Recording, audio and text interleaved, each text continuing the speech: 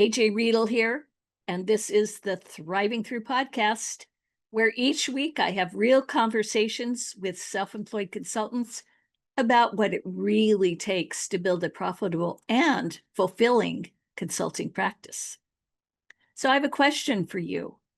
Are you struggling to find your niche as a consultant while juggling time management challenges and building a sustainable client pipeline?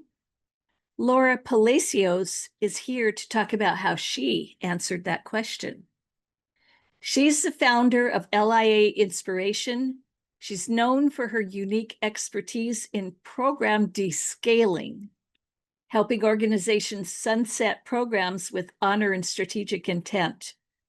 With 7 years of experience in organizational leadership and systems thinking, she's helped nonprofits and companies achieve strategic program management for both scaling and descaling initiatives.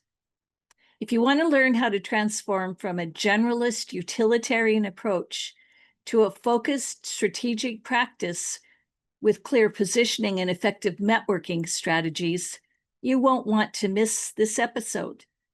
Welcome, Laura Palacios. Laura, welcome to the podcast. Thank you so much for having me. How long have you been a self-employed consultant? Oof. Okay, so I started in 2018, then was like employed and consulting, and then came back to just consulting this past October. So in and out. Okay, and we'll talk later about that in and out because that's a Yeah. wonderful story. But that's a good place to start. So you've been doing it seriously again for almost a year. Tell me Yes. why you became a self-employed consultant in the first place. When I first started, I'm gonna be transparent and just tell the truth. It was from a very uh I'm gonna get them back perspective. I just was laid off and I took it very personally. I didn't know what I didn't know. It was my first time working in corporate America. And so I was one of those people that were like attached to my professional role and what all the things. And so I started it to just prove that I knew how to do things and started to just with a goal of making my salary that year. And so quickly I learned that I actually surpassed the salary. And then I was like, oh, it it wasn't even that deep. It wasn't about me not knowing things. It was a business decision. And that's what started this whole journey. Okay. It's kind of a I'll get them back business decision. Yeah. So when we talked earlier, you mentioned that you're taking a mature approach this time around. Walk Yes. me through what that looks like compared to your first attempt. What was different beyond the Absolutely. financial side? Yeah, I think initially, you know, I was one of those utilitarian employees. Whatever problem you needed to solve, I could come in and help solve it. Whatever it is that needed to get done, I was happy to raise my hand and say, I got this, I can help. And so I learned a lot of things and and I could go across a lot of areas. Um, Deep in some, but not all the way deep to make anything a niche. And so I was just doing a lot of things. There wasn't a strategy behind it. Was like, oh, you have a problem? I can solve it. Count me in. And I would say that was my immaturity of just trying to launch an LLC and do the things. From a mature perspective, I actually sat down. I put together a business plan. What are the areas I want to focus on? What do I want when someone says, "Oh, I have this type of problem," even if I can do it, do I know someone else that would be better equipped to solve that problem? Or are they speaking to what I call my superpowers of just the things that I know how to do really, really well and that are a little niche, that require a little extra, what I call my own pizzazz, and something that would help me grow specifically in that kind of alongside my strategy. I like that. So you sat down, you wrote a business plan, and then you identified your superpowers, what sets you apart from everyone else. And in marketing speak, that is figuring out what differentiates you from everyone else. So tell us, what are your superpowers? Yeah, so I'm a systems thinker, and a lot of problems can be solved through the creation of systems or processes or procedures. I got a master's of science in organizational leadership, which focused on um, program and project management, but one of the coolest things was it looked at programs within various industries and looked at how do you scale or how do you descale.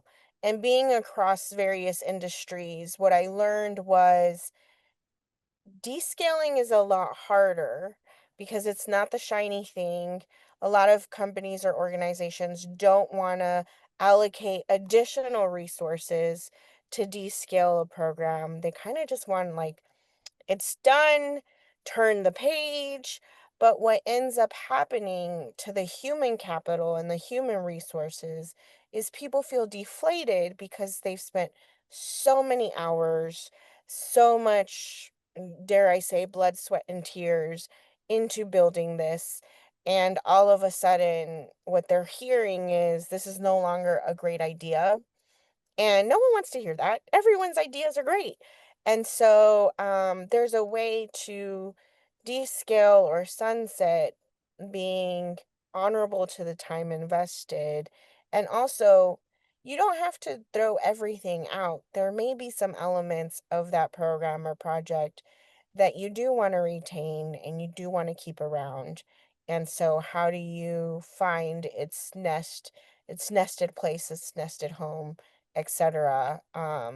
And so that was what where I landed on, other people may not want to allocate resources to, but that's where my brain just goes into hyper speed of like, okay, let's understand where people were when they started, the time invested, and then let's understand how we can descale it with honor and giving credit for all the time spent. Okay. Do you think that companies or your ideal clients know that they have a problem that, that that they have a program that needs to be descaled? I mean, Yeah, I think it depends. So if you're in the for profit, it's always down to the profit margin, right? It was a really great idea. We thought it was going to generate a lot of revenue, and then the numbers came in, and oh no, it didn't. I think that's the easiest place to know. In nonprofit, I think it's a little more difficult because the world continues to ebb and flow. And so the metric that was the initial goal might have flexed a little bit. And so that program is still like solving for a percentage of that goal, but maybe not at its 100% potential. And so sometimes there's a little resistance to changing because, like, we haven't let it like fully blossom. But a lot of people are impacted with, the solution that we were trying to bring forth and didn't get to happen. makes sense. Back in October, when you decided to go full-time again, how did you approach finding your first few clients? Oh, that's a good question. Um, so I am a curious individual. I love having coffees with people. I love learning more about people. And I love being able to understand where people are within their career, within their journey. I love connecting people. So I came back to Kansas City. I was away in Indianapolis for a program, and my family was living by state. And I came back, and my husband got a call and was like, "Hey, we're looking for somebody who can do this, this, this, and this. Do you have anyone that you can recommend?" And he, like we are just connectors. So he was like, "Hey, you should give these people a call and this organization a call. I think you're going to find something really fascinating." I said, "Okay." Gave them a call and said, "Okay, I hear you have a problem you're trying to solve." And they were like, "Yeah, let's share our ideas, what we're trying to accomplish." And it just so happened through word of mouth in the network, we were able to find a good fit for one another. And I started working on that contract in October. And how do you find your clients now? You know, there's this saying, I don't remember who said it, but the power of the network is only as strong as the time you invest in it. And I think that every coffee can be in a lead generator. Not to say that I have coffees for that reason only, but you never know what solutions you might be able to bring to folks until you start talking to folks and hearing about what's keeping them up at night, hearing about, and also sharing about the stuff that you're doing, I just had a coffee this morning and she was like, "What's going on in your world?" And I was like, "Ooh, let me tell you." She's like, "Oh, that's fascinating. That's good to know because I think I have someone I might want to connect you to." And so just always being open to have a conversation. It may lead somewhere, it may not, but just really staying aware and understanding where folks are in their own journey and how you might be able to support that.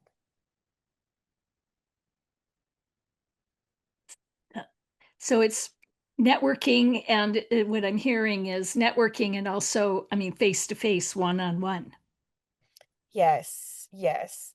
And I think also that storytelling. I love scrolling through LinkedIn and just hearing about, watching people say, "I'm looking for someone who does XYZ very well," or "I'm looking for yada yada," and just reaching out to them and saying, "Hey, I might be able to help you or I might know someone who can." And I think that always just comes back around. Okay, cool. What is your biggest challenge right now in growing your business? Oof. You know, having coffees is great. Volunteering your time is amazing. Learning about taking tours in organizations and nonprofits is also awesome. But all of those require time, and then you also have time to deliver your deliverables. You also have to find time to continue to grow that business. The administrative stuff, I mean, where are you spending your money? How are you spending your money? Where do you need to allocate a line item for that you didn't even think of? Um, Setting meetings and making sure they're on your calendar. All these things require time, and we want to live a balanced life, right? Like I am a mom of a 4-year-old who loves to play hide and seek, and I have a loving husband who I want to, take walks with. And so just allocating booking time to work and booking time for administrative stuff and the deliverables and being able to show up at 100% for everything that I've signed on to do. I think those are I'm still figuring out that flow, but we're working at it. So it's the time management aspect Oh, that's the most challenging now, right now. I would say that, yeah, that, yes, and with the mindset of growth. So it's there's time to do everything I've said yes to, but if I wanted to grow, what would that look like? And how does building that capacity look like? Okay. So strategic thinking of how you want to grow and scale. Yes. So you clearly have deep expertise. If I asked your ideal clients to describe what makes you different from other consultants in your space, what would they say?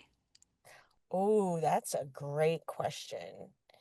One thing that I think I just naturally do is I bring joy to every project that I'm a part of. I don't see problems, I see opportunities. And I always find a way to be collective and collaborative. Even when it's outside of the immediate kind of group of folks that we need to solve a problem with.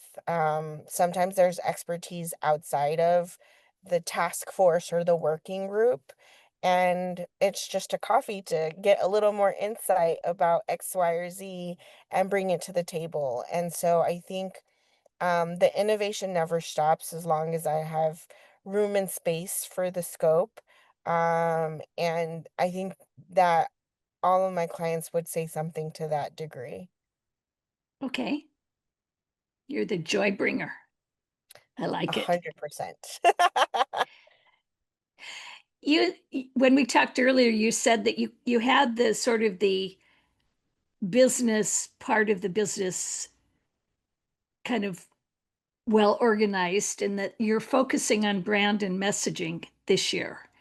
What Yes. specific outcomes are you hoping these efforts will drive? You know, in a perfect world, I think every brand wants a person to be able to talk about that brand with an elevator speech. If you ask someone, what does LIA Inspiration do?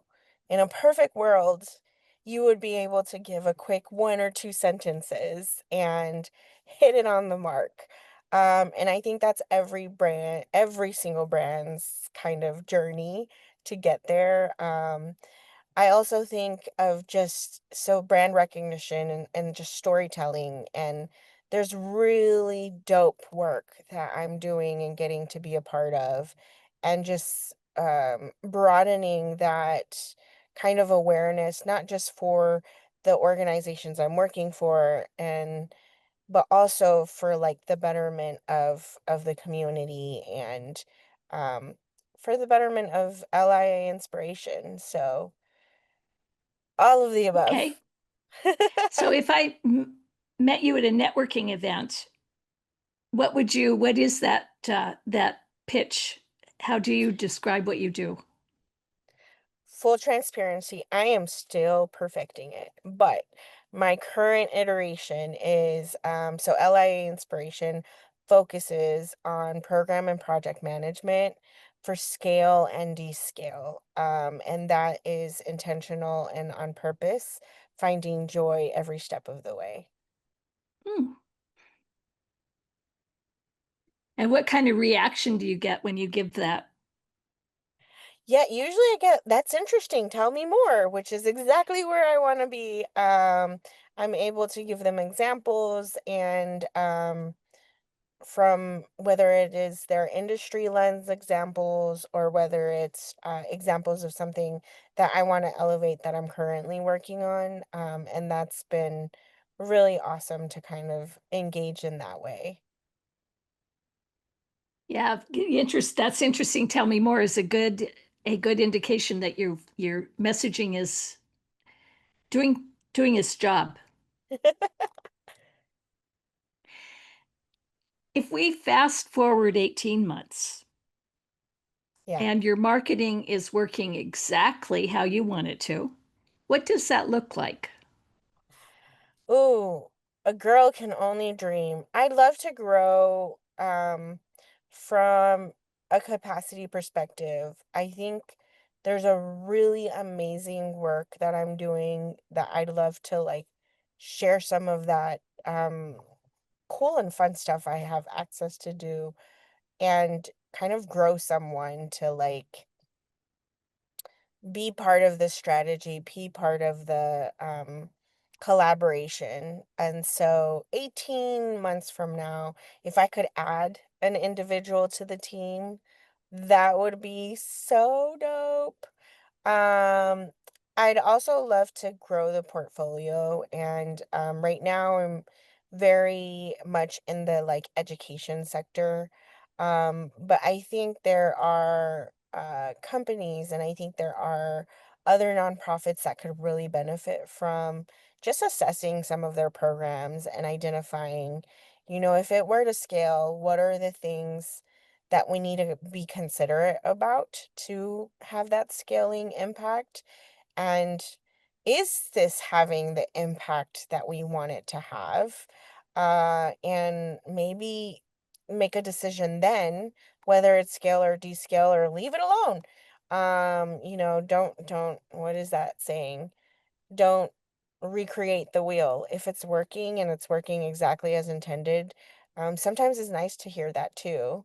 And then if there's something that's just been itching to sunset, but no one's really had the time to put some mental thought into how to do that, I'd love to be a part of that as well. Okay.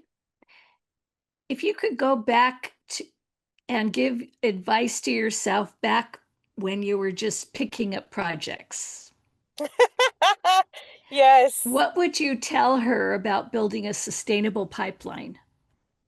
Oh, I love that question. I think one of I'm naturally risk averse. And my husband is the complete opposite. He takes very well educated risks, and they have always been rewarded. So I think one, I would say be less risk adverse. Like risk is okay. As long as you're calculated and kind of weighing everything. Um the other thing I would tell her is don't get caught up in the now because you can blind yourself to like what's possible. And really it's from here to the moon, maybe to Mars. I don't know. The possibilities are endless. And I think it's easy to live in the fear of like, oh no, what type of benefits can I offer my family? Or, oh no, how do I do XYZ? And the reality is that America was built through a lot of small businesses just keeping at it and doing their thing. And then they become the, you know, Fortune 500 companies that we now know. Okay. And one last wrap up question. What advice would you give a self-employed as consultant just starting out, just starting on their self-employment journey? Oh, I love that. There's two things. I would always say, before you even launch, before you quit your 9 to 5, sit down and do a budget and look at what your financial tolerance is. Have you had a couple of months of savings? Have you um XYZ? I'd also say kind of start slow. If you're thinking about it, but you're not like all the way sold on whether you want to go in this path, start with one or two clients and like learn that process, learn, all the things. And I would say, do exploratory research. So sit down and have coffees with the entrepreneurs that you most admire. Um, Start following, people that are where you want to be one day on LinkedIn, and kind of take their little nuggets and like sit down and reflect on them. Um, and at the end of the day, know that you can do it and do it.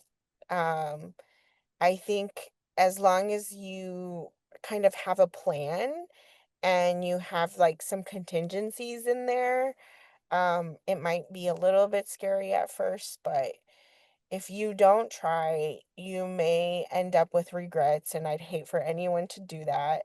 And if you try while you have a cushion, you may be like, you know what? I thought that's the route I wanted to go to, but just kidding, not so much. And that's okay too. I think there's ways to learn in a safe enough environment for everybody. And and I think that it would behoove all of us to not just at least try. Okay. So, as Nike says, just do it. Just do it. Just do it. All right. Well, that's a wrap on this episode of the Thriving Through podcast. And thank you, Laura, for being my guest today. Thank you so much for having me. That's a wrap on this episode of the Thriving Through podcast with my guest, Laura Palacios. Here's the key takeaway I want you to remember. The difference between a struggling consultant and a thriving one often comes down to strategic focus. Laura's transformation from a scattered utilitarian consultant to someone with a clear specialty in program descaling shows us that success isn't about being able to solve every problem. It's about identifying your unique approach, your unique superpowers, and having the courage to say no to work that doesn't align with them. Laura's story also reinforces that authentic relationship building through coffee meetings, genuine networking, and being a connector in your community remains one of the most powerful ways to build a sustainable consulting pipeline. So here's your action step. Before you take on your next project, ask yourself Laura's key question. Even if I can do this work, do I know someone else who would be better equipped to solve this problem? Or does this project speak to my superpowers? If it's not in your wheelhouse of excellence, consider referring it out and focus your energy on the work that only you can do exceptionally well. Thanks for listening to Thriving Through. If this episode helped you think differently about your consulting practice, please share it with another consultant who could benefit. And until next time, keep thriving through.